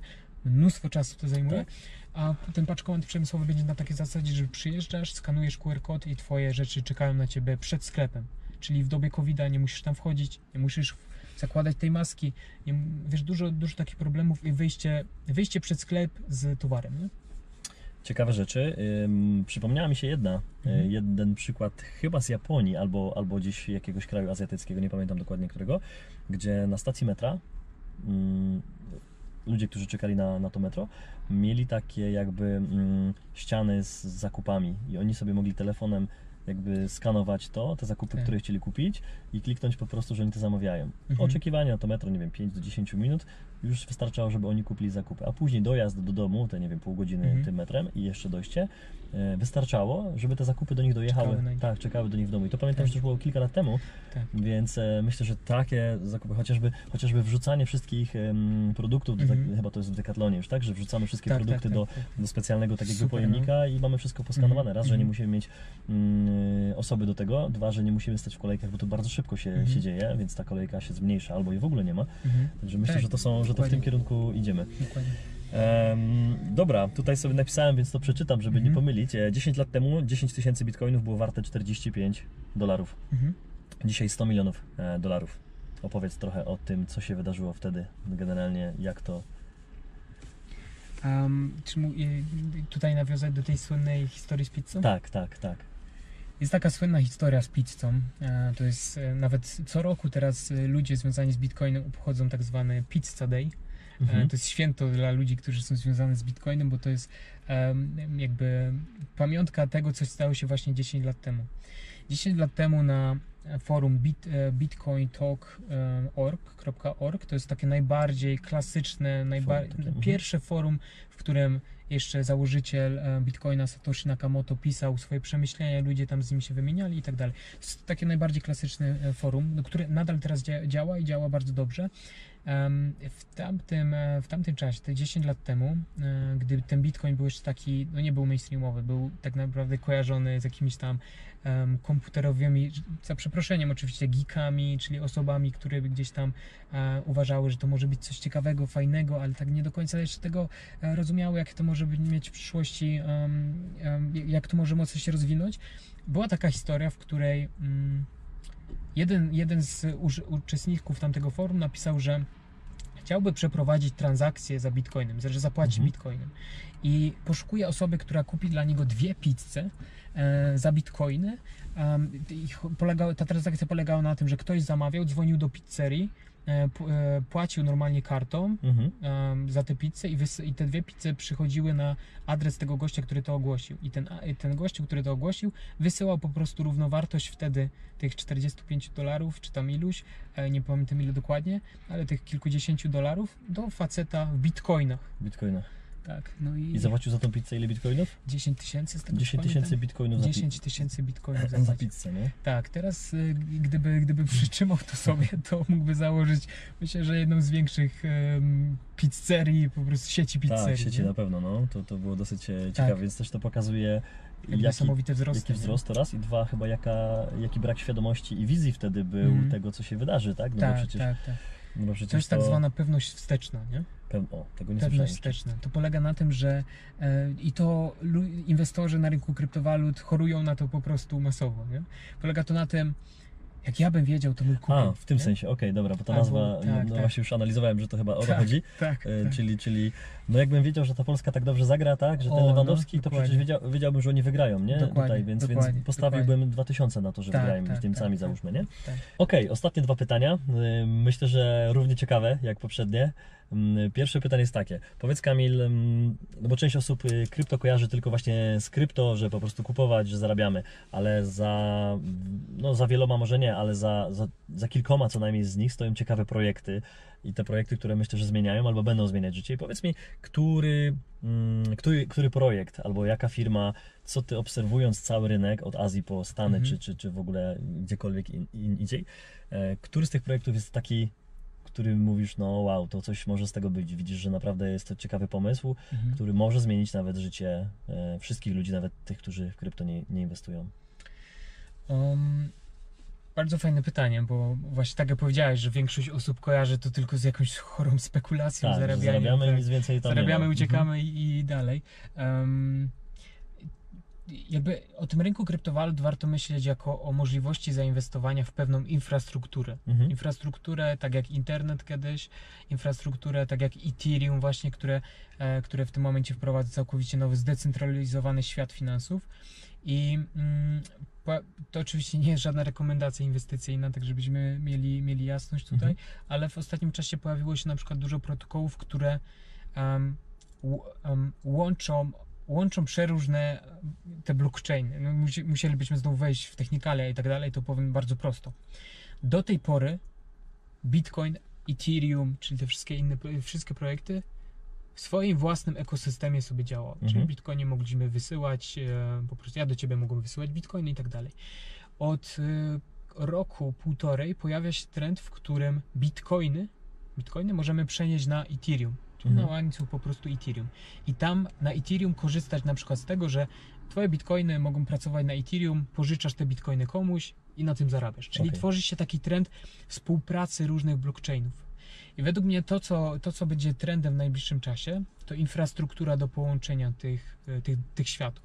To jest trochę tak, jakby każdy kontynent miał swój internet. Ameryka ma swój internet, Europa ma swój internet, Azja ma swój internet. I teraz pytanie jest takie.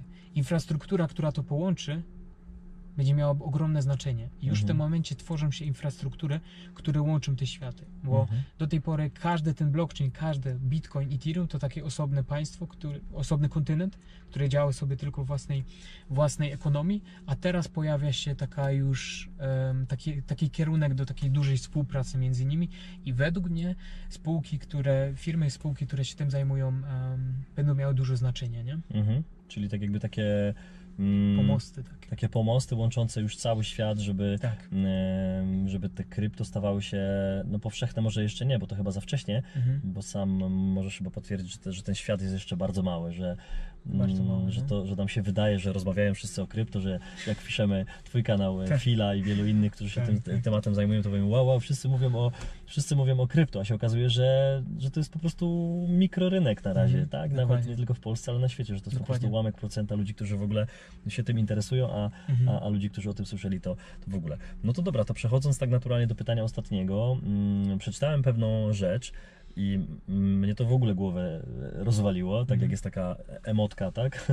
Na czacie, że po prostu tam jest taka wybuchająca głowa i tam przeczytałem coś takiego, że grając w grę, można, czy grając w jakąś grę, jakąś aplikację, można zdobyć jakąś ziemię wirtualną. Tak, kupujemy sobie działkę wirtualną i mając tą działkę wirtualną, my możemy dzięki całemu temu systemowi wziąć pożyczkę w realnych pieniądzach.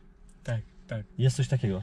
Tak. Okej, już to brzmi dziwnie, ale generalnie też pokazuje, że to jest zupełnie nowa ekonomia, finanse zupełnie na innym poziomie.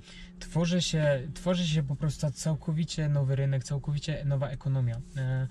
Jakby ja zawsze, zaczynając opowiadać o tym trendzie, to mówię, my nadal mamy problem z tym, żeby zrozumieć, że co roku w Spodku w Katowicach gromadzi się tam 40-50 tysięcy osób, żeby oglądać wirtualne rozgrywki w grze. Gdzie ktoś gra w grę tak, po prostu. że ktoś gra w grę, nie?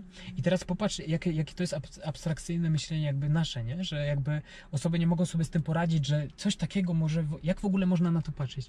Ale zawsze warto odbić piłeczkę. A jak można patrzeć na kogoś, kto biega po boisku i goni za piłką? Tak, nie? 50 tysięcy osób siedzi tak, i ogląda 22 dokładnie. Więc chłopów. jakby kluczem do tego wszystkiego jest zrozumienie, że świat się bardzo szybko zmienia i te zmiany są po prostu nieuniknione i to się stanie. I teraz to, co się tworzy, to to, że dzięki kryptowalutom, dzięki temu wszystkiemu możemy już nadawać prawdziwą wartość wirtualnym przedmiotom. Tak jak do tej pory ty grałeś w jakąś grę i zdobywałeś tam, nie wiem, jakiś legendarny miecz, który zabijał smoki, strzelam, to ta wartość była tylko i wyłącznie w tej grze. Tam wylogowywałeś się i koniec. I koniec. Ewentualnie mogłeś to sprzedać na Allegro. Jeszcze można jest było, handel. tak, no? tak. A teraz to, co się tworzy dzięki właśnie kryptowalutom, dzięki infrastrukturze, to to, że ten przedmiot, który ty masz, możesz sobie zamknąć w swoim własnym portfelu, który masz dostępny na nie wiem, po prostu na iPhone'ie, na Androidzie i tak dalej. I masz w tym portfelu wirtualne przedmioty. Każde z nich ma wartość. Dlaczego ma wartość? Bo mają w grze wartość i ludzie byliby skłonni za nią zapłacić. Okay. I teraz to, co się tworzy na Ethereum, to, że zakładając, że to wszystko ma wartość, bo ktoś za to chce zapłacić, to ma prawdziwą wartość. Więc tak samo jak masz dom w rzeczywistym świecie, który ma wartość i możesz na niego zastawić kredyt, czy możesz po prostu go zastawić, wziąć kredyt, to tworzy się trend, w którym możesz zastawić wirtualne przedmioty i wziąć prawdziwy kredyt. Ja mówię, ja mówię jeszcze dodając do tego wszystkiego, bo ja lubię tak spekulować odnośnie przyszłości. Ja uważam, że to, że twój, tak strzelam, nie? Tak mówię zawsze, to, że twój syn, twoja córka gra w gry komputerowe w tym momencie, to nie przestrasz się tego, że jak za 5-10 lat to będzie o 10-15 razy bardziej majątny niż ty, nie? Bo to się tak szybko zmienia. Tak ogromne pieniądze są w tym i teraz to jest dopiero monetyzowane, że to, co się dzieje, jest niezwykle ciekawe. Ja sam rok temu kupiłem wirtualną ziemię, na której postawiłem swój baner i teraz to, co jest ciekawe, to ta gra się bardzo szybko rozwija. Coraz więcej osób patrzy z góry na tą wirtualną ziemię, na ten świat i widzi mój baner. I teraz to, co się... I jeszcze taki case rzucę, że wokół mnie jeden taki, można powiedzieć, majętny, ktoś bardzo majętny skupił wszystko ziemię, tylko mojej nie skupił. Bo już nie I teraz po prostu nie dałem się skupić. Okay. I teraz gram z nim po prostu na czas. Czyli gra się rozwija, idzie to w dobrym kierunku, on ma wszystkie ziemie dookoła, tylko mojej nie ma. A co jest napisane na banerze? Czy to... Jarząbek. Nie? Jarząbek. Proste. Tak. Ja tylko czekam, aż cena za tą ziemię będzie dla mnie adekwatna. Nie? Można by powiedzieć, że to, co teraz powiedziałeś, Kamil, to jakaś abstrakcja, ale okazuje się, że to jest taka nowa rzeczywistość, nie? Taka nowa ekonomia również i taki nowy sposób inwestowania. I teraz pytanie, czy ty będziesz tak jakby czerpał zyski, drogi słuchaczu, oglądaczu, z tego, co faktycznie już się dzieje od kilku lat, nie? Tylko tego nie widać, czy nie, po prostu, nie? To jest pytanie, czy warto się zainteresować tematem ciekawym, mówię abstrakcyjnym, takim, którego w zasadzie jak ty opowiadasz, to można powiedzieć, że to jest jakiś Matrix i tego nie ma, ale okazuje się, że ty sobie kupiłeś wirtualną ziemię i już jest ktoś, kto wykupił wszystko i byłby gotowy kupić też od ciebie, więc... To bardzo dużo pieniędzy, nie? Coś to chyba oznacza, więc myślę, że to, co na koniec powiedzieliśmy, to, co powiedziałeś na koniec jako przykład, i chyba tak fajnie klamrą zamyka całą naszą dzisiejszą rozmowę, gdzie myślę, że było sporo fajnych rzeczy i przemyśleń twoich takich prywatnych i trochę biznesowych, trochę inwestycyjnych, mało szczegółów takich technicznych, bo tego nie chciałem, bo to myślę, że znajdą sobie widzowie na twoim kanale, także też tam zapraszam. Dzięki, Kamil, za rozmowę w samochodzie tutaj. Myślę, że pierwsza, ale chyba nie ostatnia, bo ciekawie się rozmawiało i myślę, że jesteś mega ciekawym człowiekiem, który zainspiruje jeszcze wielu. I tego ci życzę, inspiracji i działania biznesowo i życiowo zgodnie ze swoim takim flow. Dziękuję ci bardzo. Ja w ogóle chcę powiedzieć, że nie czuję w ogóle, że to był wywiad. Mi się rozmawiało jak z najlepszym znajomym, którego po prostu dawno nie widziałem, więc to, że w taki sposób w ogóle poprowadziłeś ten wywiad, jakie pytania były, do których w ogóle nie zaglądałem, tylko całkowicie się temu oddałem, też pokazuje fajną stronę, że idziesz, więc fajnie, super. Cieszę się Powodzenia. bardzo, także dzięki. Zapraszamy do subskrypcji zarówno u Kamila, jak i u mnie, bo myślę, że będziemy tworzyć fajne rzeczy, żeby po prostu wartość płynęła z tych filmów. Także dziękujemy Dziękuję bardzo. i do zobaczenia. Do Trzymaj się. zobaczenia, cześć.